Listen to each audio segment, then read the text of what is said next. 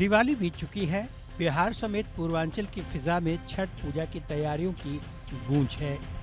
दिवाली पर पटाखों के धमाकों ने दिल्ली एनसीआर में हवा को प्रदूषित कर दिया, लेकिन अब दिल्ली एनसीआर की हवा में घुला प्रदूषण कुछ कुछ हटने लगा है। लेकिन बिहार की चुनावी हवा में पटाखों के बारूद की गंध अब भी महक रही है। बिहार में धमाके अब भी हो रहे हैं, कहीं दिवाली के पटाखों के तो कहीं चुनावी वादों के। किसी के वादों की गूंज में पटाखों की आवाज दब जा रही है तो किसी के वादे फुलझड़ी साबित हो रहे हैं। इस बीच आरजेडी की पारंपरिक सीट राघोपुर से चुनाव लड़ रहे तेजस्वी यादव ने फिर से चुनावी धमाका किया है। तेजस्वी यादव ने कई चुनावी ऐलान किए हैं। इनमें जीविका दीदियों को 30,000 रुपए वेतन, जीविका दीदियों को सरकारी कर्मचारी का दर्जा, जीविका दीदियों में सीएम दीदी की स्थायी नियुक्ति, जीविका दीदियों के लिए दिए गए ऋण माफ किए जाएंगे, उन्हें ब्याज मुक्त ऋण की सुविधा दी जाएगी, 2 साल तक के लोन पर कोई ब्याज नहीं लगेगा और सभी संविदा कर्मी स्थायी किए जाएंगे। आज हम लोगों ने सबसे बड़ी घोषणा की है कि जितनी भी जीविका दीदी की सीएम है, कम्युनिटी मोबिलाइजर्स है, उनको जो है हम लोग परमानेंट करेंगे और 30,000 रुपए प्रति माह उनको जो है दिया जाएगा।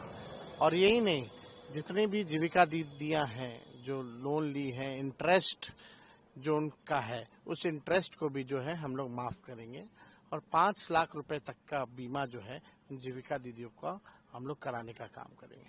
दूसरी सबसे बड़ी घोषणा है कि सरकार में कमीशन खोरी इतनी बढ़ गई है कि आउटसोर्स सब कुछ जो है संविदा कर्मियों, बिना संविदा कर्मियों के ये सरकार चल नहीं सकती है, लेकिन उनके साथ अन्याय हुआ है। तो जितने भी विभाग में या जिलों में या जितने भी बेल्ट्रॉन जैसी एजेंसियों में जो संविदा कर्मी है, उन सभी संविदा कर्मियों को हम लोग जो है परमानेंट करने का काम करेंगे। दिवाली से पहले तेजस्वी यादव ने महागठबंधन के सत्ता में आने पर हर घर में एक सरकारी नौकरी का वादा किया है। तेजस्वी के चुनावी वादों पर बीजेपी अब हमलावर है। बीजेपी इसे बिहार की जनता के साथ मजाक बता रही है। बीजेपी ने तो तेजस्वी पर हमला करते हुए इशारों में लैंड फॉर जॉब घोटाले की याद दिलाते हुए कहा कि तेजस्वी नौकरी के बदले घर और संपत्ति लेंगे। तो मुझे लगता है महागठबंधन के सहयोगियों को पूरा संकेत है कि आने वाले समय में कांग्रेस की कारगुजारियां क्या हो सकती है। और मुझे लगता है इस समस्याओं से विचलित होकर, विभ्रमित होकर श्री तेजस्वी यादव अब वो सारी बातें करना शुरू कर दिए हैं जो न सिर्फ उनके दावों की विश्वसनीयता पर प्रश्न चिन्ह लगाती है, बल्कि ऐसा लगता है कि चुनावी प्रक्रिया का माखौल उड़ाती है। इससे पहले उन्होंने यह दावा किया था कि हर परिवार के एक व्यक्ति को सरकारी नौकरी देंगे।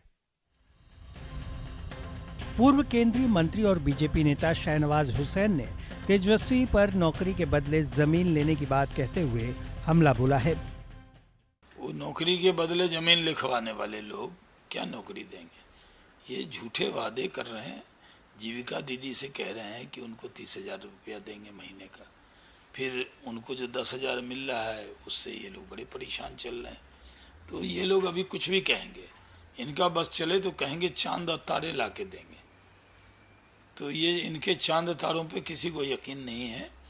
सबको पता है लालटेन है, धुआं के अलावा कुछ नहीं देगा। छठ पूजा के मौके पर हजारों लाखों की तादाद में लोग बिहार अपने घर लौट रहे हैं।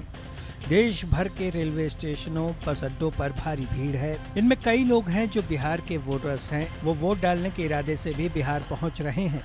यानी एक पंथ दो काज, छठ पूजा भी कर लेंगे और चुनाव में मतदाता के धर्म का पालन भी। मतदाताओं जैसा ही क्रेज नेताओं में भी है। महागठबंधन में तो पार्टियां इतनी उत्साहित हैं कि सहयोगी दलों के उम्मीदवार के सामने ही अपना उम्मीदवार उतार दिया है। 6 सीटों पर कांग्रेस बनाम आरजेडी का मुकाबला, 4 सीटों पर कांग्रेस और सीपीआई के बीच टक्कर, 2 सीटों पर आरजेडी बनाम वीआईपी आमने सामने, 1 सीट पर कांग्रेस बनाम इंडियन इंक्लूसिव पार्टी। इस तरह से महागठबंधन के सहयोगी दल कुछ सीटों पर आमने सामने हैं। साफ तौर पर इन सीटों पर सहयोगी दलों में खींचतान चली होगी। नतीजा अब फ्रेंडली फाइट ही सही, हार और जीत तो होगी ही। बहरहाल कांग्रेस और आरजेडी में सीटों और साझा घोषणा पत्र पर उलझन को सुलझाने की जिम्मेदारी कांग्रेस नेता अशोक गहलोत को मिली। गहलोत पटना पहुंचे, तेजस्वी से लालू यादव से उनके आवास पर 1 घंटे मुलाकात की। मुलाकात के बाद अशोक गहलोत ने कहा कि महागठबंधन में सब ठीक है। राहुल गांधी और तेजस्वी यादव मिलकर चुनाव अभियान शुरू करेंगे, मिलकर प्रचार करेंगे। अशोक गहलोत जो भी कहें, लेकिन इस मुलाकात के बाद भी फ्रेंडली फाइट का मसला सुलझा नहीं। तभी तो अशोक गहलोत कह रहे हैं कि 5-7 सीटों पर दोस्ताना मुकाबला हो सकता है। कॉन्फ्रेंस है, उसके अंदर तमाम क्लैरिटी रहेगी, कन्फ्यूजन वो समाप्त हो जाएगा। पूरा महागठबंधन एकजुट होकर चुनाव मैदान में उतर रहा है। पूरा थोड़ा एक कन्फ्यूजन पैदा कर दिया गया, कोई दम नहीं है। 243 सीटें हैं बिहार में। अब 243 सीटों में 5-10 सीटों में तो लोकल इश्यू भी होते हैं, कैंडिडेट का परसेप्शन भी होता है और फ्रेंडली फाइट हो सकती है। भाई कोई दिक्कत नहीं है। तेजस्वी यादव 24 अक्टूबर से चुनावी प्रचार शुरू करने जा रहे हैं। अपने चुनावी वादों को महज वादा नहीं बल्कि प्रण बता रहे हैं। उधर बीजेपी कह रही है कि एनडीए सरकार से पहले ही महिलाओं के लिए कई कल्याणकारी योजनाएं पहले ही चला रही है। यानी दावे दोनों तरफ से हैं, सत्ता पक्ष से भी और विपक्ष से भी। अब देखना होगा कि छठी मैया किसकी चुनावी नैया को पार लगाए।